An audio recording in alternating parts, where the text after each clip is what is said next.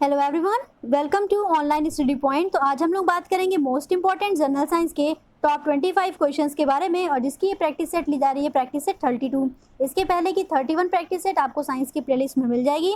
तो जिसने भी अभी तक उन वीडियोस को नहीं देखा है जाकर के देखिएगा, काफ़ी अच्छे क्वेश्चन उसमें भी डिस्कशन किए गए हैं। ये वीडियो उन सभी एग्जामिनेशन के लिए इंपॉर्टेंट है जहाँ पे भी जनरल साइंस के क्वेश्चन पूछे जाते हैं। तो वीडियो को लास्ट तक देखा करिए और कमेंट करके अपनी स्कोर बताया करिए कि 25 क्वेश्चन में से आपके कितने क्वेश्चन सही होते हैं, ठीक है। और लास्ट में आपको एक क्वेश्चन भी प्रोवाइड किया जाता है जिसके आंसर आपको कमेंट सेक्शन में देने होते हैं। तो जिसने भी अभी तक चैनल को सब्सक्राइब नहीं किया है, चैनल को सब्सक्राइब करके बेल आइकन को दबाइए, जिससे कि वीडियो की नोटिफिकेशन आपको सबसे पहले मिल जाए। और वीडियो की पीडीएफ के लिए आप टेलीग्राम चैनल को भी ज्वाइन कर सकते हो, जिसकी लिंक नीचे डिस्क्रिप्शन बॉक्स में दी गई है। वीडियो आपको पसंद आता है तो वीडियो को लाइक करिए और ज़्यादा से ज़्यादा शेयर करके अपना सपोर्ट शो करिए, ठीक है। अब आपको ऑनलाइन स्टडी पॉइंट के एंड्रॉयड ऐप पे भी पीडीएफ मिल जाएगी। यहाँ पे आपको पीडीएफ के साथ साथ डेली क्विज, साथ ही साथ ऑडियो मैसेजेस, और इन सब में आप अपना देख सकते हो कि आपकी रैंकिंग भी क्या आ रही है, ठीक है। चलिए स्टार्ट करते हैं। देखिए फर्स्ट क्वेश्चन आपकी स्क्रीन पे है, पायरिया की बीमारी होती है। पायरिया की बीमारी है, 4 ऑप्शन आपको दिए गए हैं, मसूड़े, कान, आँख, नाक। तो कहाँ की होगी ये बीमारी? तो इसका आंसर करेक्ट हो जाएगा ऑप्शन, यानी कि जो पायरिया होती है वो मसूड़े की बीमारी होती है। आइए इसका एक्सप्लेनेशन देखिए। पायरिया शरीर में कैल्शियम की कमी से होने वाले मसूड़ों की खराबी और दांत मुंह की साफ सफाई में कमी रखने से होता है। पायरिया होने पर दांतों को जो सपोर्ट करने वाले बोन्स होते हैं ना, उनको नुकसान पहुंच जाता है, ठीक है। और आँख का रोग क्या होता है? तो आँख का रोग होता है ट्रैकोमा रोग। आइए चलते हैं नेक्स्ट क्वेश्चन पे। नेक्स्ट क्वेश्चन आपकी स्क्रीन पे है, जब कुछ इलेक्ट्रॉन को एक अनावेशित वस्तुओं में जोड़ दिया जाता है तो वस्तु कैसी हो जाती है? जब कुछ इलेक्ट्रॉन को एक अनावेशित वस्तु में जोड़ दिया जाएगा तो वस्तु जो होगी वो कैसी हो जाएगी? वो हो जाएगी नेगेटिवली चार्ज, यानी कि ऋणात्मक हो जाएगी, ठीक है। आइए चलते हैं क्वेश्चन नंबर 3 पे। मानव शरीर में अपेंडिक्स किस संरचना से जुड़ा होता है? तो इसका आंसर करेक्ट होगा ऑप्शन बी, यानी कि बड़ी आंत, ठीक है, लार्ज इंटेस्टाइन से जुड़ा होता है। आइए चलते हैं इसकी एक्सप्लेनेशन देखिए। अपेंडिक्स क्या होता है? तो यह आंत का एक टुकड़ा होता है जिसे अपेंडिक्स कहते हैं। पेट में बहुत दर्द का आभास रहता है, चलने में पीड़ा होती है और बढ़ जाती है, ठीक है।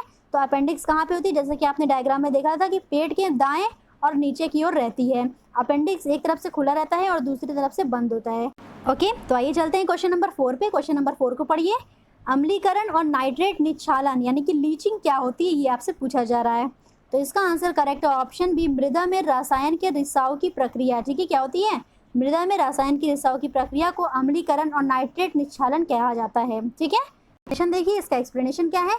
वायुमंडलीय अम्लीकरण सल्फर, नाइट्रोजन और कार्बनिक यौगिकों के ऑक्सीकरण का परिणाम होता है जो उनके अनुरूप एसिड बनाते हैं, ठीक है। तो अम्लीकरण किसकी किसकी वजह से होता है? सल्फर, नाइट्रोजन और कार्बनिक यौगिकों के ऑक्सीकरण से होता है। आइए चलते हैं नेक्स्ट क्वेश्चन देखिए क्या है। किस जानवर के दिल में 3 चैम्बर होते हैं, यानी कि किस जानवर के हृदय में 3 कक्ष पाए जाते हैं? तो इसका आंसर करेक्ट है ऑप्शन बी, छिपकली में, ठीक है। छिपकली के हृदय में कितने कक्ष पाए जाते हैं? तो 3 कक्ष पाए जाते हैं। इसमें क्या क्या होता है? तो राइट आर्ट्रियम होता है, लेफ्ट आर्ट्रियम होता है और वेंट्रिकल सिर्फ एक ही होता है। जैसे कि मानव हृदय में कक्षों की संख्या 4 होती है, उसमें भी लेफ्ट वेंट्रिकल और राइट वेंट्रिकल होता है, पर यहाँ पे जिसमें 3 कक्ष होते हैं तो 3 कक्ष में सिर्फ एक ही वेंट्रिकल पाया जाता है, ठीक है। आइए चलते हैं, देखिए इसका एक्सप्लेनेशन। छिपकली का हृदय 3 कक्षीय होता है और मगरमच्छ को छोड़ करके, जितने भी ऑप्शन में थे मगरमच्छ को छोड़ करके सभी क्या है? सरीसृप हैं, और इनका 3 कक्षीय हृदय होता है। मगरमच्छ का हृदय कितना होता है? तो ये होता है 4 कक्षीय का। जितना इंसानों का होता है उतना ही मगरमच्छ का भी हृदय पाया जाता है, ठीक है। आइए चलते हैं क्वेश्चन नंबर नेक्स्ट देखिए क्या है। बुलेट प्रूफ जैकेट बनाने के लिए किसका उपयोग किया जाता है? बुलेट प्रूफ जो जैकेट बनी होती है उसमें किसका इस्तेमाल करते हैं? तो इसका आंसर करेक्ट हो जाएगा ऑप्शन बी, यानी कि बोरेक्स का इस्तेमाल किया जाता है। किसका इस्तेमाल करते हैं? तो बोरेक्स का इस्तेमाल करते हैं, ठीक है। इसका एक्सप्लेनेशन थोड़ा सा देखिए। व्यक्तिगत कवच का एक आइटम होता है, क्या होता है? तो बुलेट प्रूफ जो बनाया जाता है वो जो प्रभाव को अवशोषित करने में मदद करता है और विस्फोटों से आग्नेयास्त्र, निकाल, प्रोजेक्टाइल और छर्रे से शरीर में प्रवेश को कम या बंद कर देता है। और ये कहाँ पहना जाता है? तो ये धड़ के पास में पहना जाता है, ठीक है। आइए चलते हैं नेक्स्ट क्वेश्चन देखिए क्या है। मुंह साफ करने के लिए किस प्रकार के दंत मंजन का व्यवहार करना चाहिए जिससे कि दंत क्षय रोग रोका जा सके? तो मुंह साफ करने के लिए व्यवहार में लाना चाहिए क्षारकीय दंत मंजन। किस टाइप का? तो क्षारकीय दंत मंजन, ठीक है। आइए चलते हैं क्वेश्चन नंबर नेक्स्ट क्या है। अमाशय की दीवार से कौन सा एंजाइम निकलता है? तो इसका आंसर क्या होना चाहिए? 4 ऑप्शन आपको दिए गए हैं, बताइए। अमाशय की दीवार से एंजाइम निकलता है, इसका आंसर करेक्ट है ऑप्शन बी, यानी कि गैस्ट्रिन एंजाइम, ठीक है। कौन सा एंजाइम? तो गैस्ट्रिन एंजाइम। गैस्ट्रिन एंजाइम क्या होता है? आइए एक्सप्लेनेशन में देखिए थोड़ा सा। गैस्ट्रिन एक पेप्टाइड हार्मोन है जो कि पेट की पार्श्विका कोशिकाओं और गैस्ट्रिक गतिशीलता में एड्स द्वारा गैस्ट्रिक एसिड के स्त्राव को उत्तेजित करता है। यह जी कोशिकाओं द्वारा पेट ग्रहणी और अग्नाशय के पाइलोरिक एंट्रम में जारी किया जाता है। क्लियर हो गया। तो गैस्टाइड क्या है, तो ये एक पेप्टाइड हार्मोन होता है। कहाँ पे होता है, तो पेट की पार्श्व कोशिकाओं में होता है। आइए चलते हैं नेक्स्ट क्वेश्चन, देखिए क्या है। विशिष्ट प्रतिरोध का मात्रक है। तो विशिष्ट प्रतिरोध का क्या मात्रक है, तो इसका आंसर करेक्ट हो जाएगा ऑप्शन यानी कि ओम मीटर। क्या है इसका मात्रक, ओम मीटर। ठीक है, ओम किसका मात्रक होता है, तो ओम होता है प्रतिरोध का। मीटर किसका है, तो मीटर तो होती है दूरी की। ठीक है, आइए इसका एक्सप्लेनेशन थोड़ा सा देखिए। The SI unit of electric resistivity is the ohm metre. Electric resistivity यानी कि विद्युत प्रतिरोधकता, तो विद्युत प्रतिरोधकता का मापन क्या है, तो ये हो जाएगा ओम मीटर। क्लियर हो गया। आइए चलते हैं नेक्स्ट क्वेश्चन, देखिए। जैव विकास को सर्वप्रथम समझाया था। जैव विकास को सर्वप्रथम किसने समझाया था, चार ऑप्शन आपको दिए गए हैं, इनमें से क्या करेक्ट है, तो इसका आंसर करेक्ट है ऑप्शन यानी कि लैमार्क ने। ठीक है, तो लैमार्क ने जैव विकास को सबसे पहले समझाया था। लैमार्क को ही विकासवाद के जनक भी माने जाते हैं ये। और इन्होंने नियम क्या दिया था, तो इन्होंने नियम दिया था अर्जित गुणों के वितरण का नियम। अर्जित गुणों के वितरण का नियम क्या होता है कि माता पिता का बस वही गुण संतान को स्थानांतरित होगा जो माता पिता के जीन्स में होता है। क्लियर हो गया। और इन्होंने किसका अध्ययन किया था, तो इन्होंने जिराफ का अध्ययन किया था। ओके, आइए चलते हैं नेक्स्ट क्वेश्चन पे। सारा चीज़ हमने आपको समझा दिया है कि लैमार्क जो है विकासवाद का जनक माने जाते हैं। ओके, आइए चलते हैं नेक्स्ट क्वेश्चन, देखिए क्या है। 11th, किसी वस्तु के द्रव्यमान व वेग का गुणनफल कहलाता है। किसी वस्तु के द्रव्यमान और वेग का गुणनफल क्या कहलाता है, तो ये कहलाता है मोमेंटम यानी कि संवेग। क्लियर हो गया, क्या कहलाता है, तो संवेग कहलाता है। आइए चलते हैं नेक्स्ट क्वेश्चन। प्रकाश तरंग किस तरह की तरंग है। ठीक है, तो लाइट वेव किस तरह की वेव है, तो इसका आंसर करेक्ट हो जाएगा ऑप्शन बी यानी कि ये है अनुप्रस्थ तरंगे। अनुप्रस्थ तरंग क्या होती है, अनुदैर्घ्य तरंग क्या होती है, आइए इसका एक्सप्लेनेशन देते हैं आपको। तो देखिए, अनुप्रस्थ तरंग यानी कि ट्रांसवर्स वेव, इसमें क्या होता है, तो तरंग की जो गति की दिशा होती है वो माध्यम के कणों के कंपन करने की दिशा के लंबवत में होती है। ठीक है, तो उसे कहते हैं अनुप्रस्थ तरंग। उसके बाद अनुदैर्ध्य क्या होती है, तो अनुदैर्ध्य में तरंग की गति की जो दिशा होती है वो माध्यम के कणों के कंपन करने की दिशा के समांतर होती है। ठीक है, तो अनुप्रस्थ में लंबवत होती है और अनुदैर्ध्य में समांतर होती है। क्लियर हो गया। आइए चलते हैं नेक्स्ट क्वेश्चन, देखिए क्या है। सेफ्टी फ्यूज का कार्य निर्भर करता है। चार ऑप्शन आपको दिए गए हैं, इनमें से क्या करेक्ट हो जाएगा, तो इसका आंसर करेक्ट है ऑप्शन 3 भी और ऑप्शन 4 भी, यानी कि विद्युत धारा का परिणाम भी ये निर्भर करता है और विद्युत प्रवाह के ताप के प्रभाव पर भी निर्भर करता है। क्या, तो सेफ्टी फ्यूज। तो आपका आंसर करेक्ट हो जाएगा ऑप्शन सी यानी कि 3 और 4 केवल। ठीक है, तो केवल 3 और 4 जो है इसके आंसर करेक्ट हैं। आइए चलते हैं नेक्स्ट क्वेश्चन, देखिए क्या है। दूध से क्रीम हटाने पर उसका घनत्व क्या होता है। तो जब दूध से क्रीम को हटाया जाता है तो उसके घनत्व पर क्या प्रभाव पड़ता है, तो इसका आंसर करेक्ट हो जाएगा ऑप्शन यानी कि उसका घनत्व जो है वो बढ़ जाता है। ठीक है, दूध से आप क्रीम को हटाओगे तो उसका घनत्व बढ़ जाएगा। ओके, तो क्वेश्चन नंबर 15 में क्या है, क्वेश्चन नंबर 15 में आपको मिलान करना है।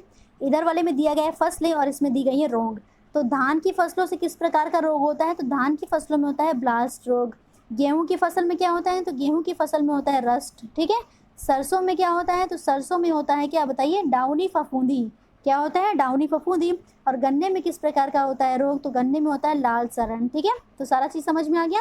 तो क्या करेक्ट हो गया, फर्स्ट वाले का आंसर करेक्ट है सेकेंड, उसके बाद सेकेंड वाले का यानी कि बी का है ऑप्शन 4th, उसके बाद सी का है फर्स्ट और डी का है 3। तो आपका आंसर क्या करेक्ट हो जाएगा 2413। ठीक है, 2413 ये आपका आंसर करेक्ट है। आइए चलते हैं नेक्स्ट क्वेश्चन, देखिए क्या है। ओके, तो आपका आंसर इसमें से कौन सा करेक्ट है, इसका आंसर हो जाएगा बी करेक्ट 2413। आइए चलते हैं नेक्स्ट क्वेश्चन, देखिए। विस्फोटक RDX किस नाम से जाना जाता है। चार ऑप्शन आपको दिए गए हैं, तो इसका आंसर करेक्ट है ऑप्शन सी यानी कि T4 के नाम से जाना जाता है कि इसको विस्फोटक RDX को।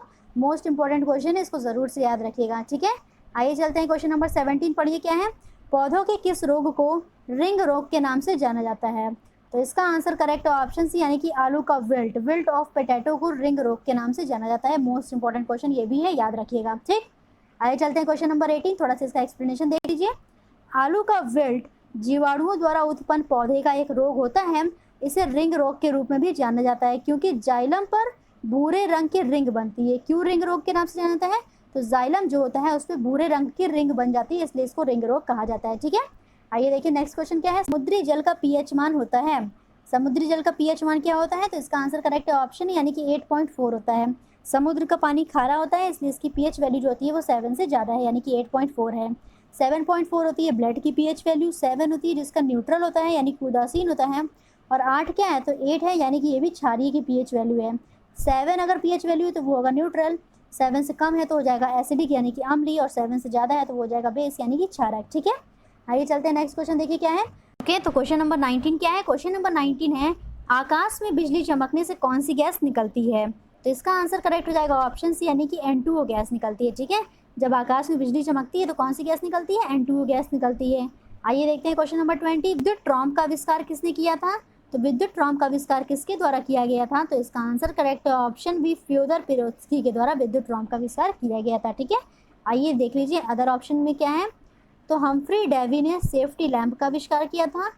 एंड्रस सेल्सियस ने सेंटीग्रेड स्केल का आविष्कार किया था। ठीक है, ऐसा कि आप लोग सेल्सियस पता ही है आपको, तो सेंटीग्रेड स्केल का आविष्कार किसने किया था? तो ये किया था एंडर्स सेल्सियस ने, और इन्हीं के नाम पे सेल्सियस रख दिया गया है। ठीक है, आइए चलते हैं नेक्स्ट क्वेश्चन। देखिए क्या है।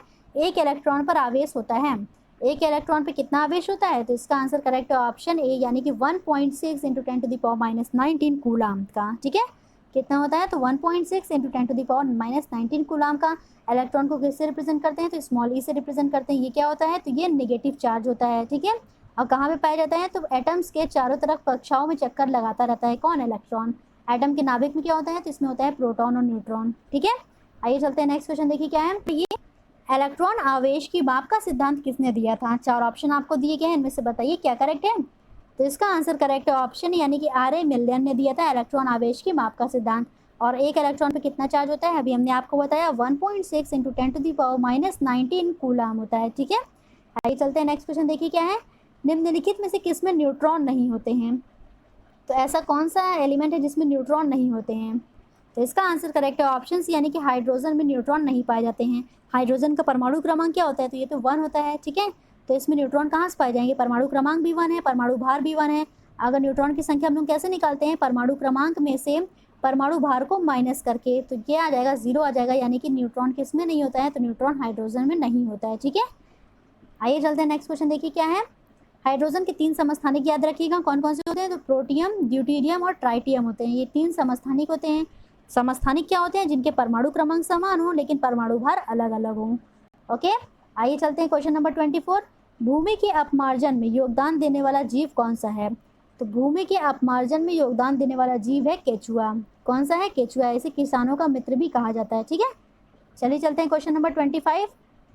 एक नॉटिकल मील बराबर होता है, तो 1 nautical mile is equals to क्या होता है? तो ये आंसर करेक्ट हो जाएगा आपका ऑप्शन नंबर है, यानी कि 1.85 किलोमीटर। ठीक है, 1 nautical mile is equals to 1.85 kilometre के। इसका एक्सप्लेनेशन देखिए। एक फैदम जो होता है बराबर होता है 1.80 किलोमीटर के।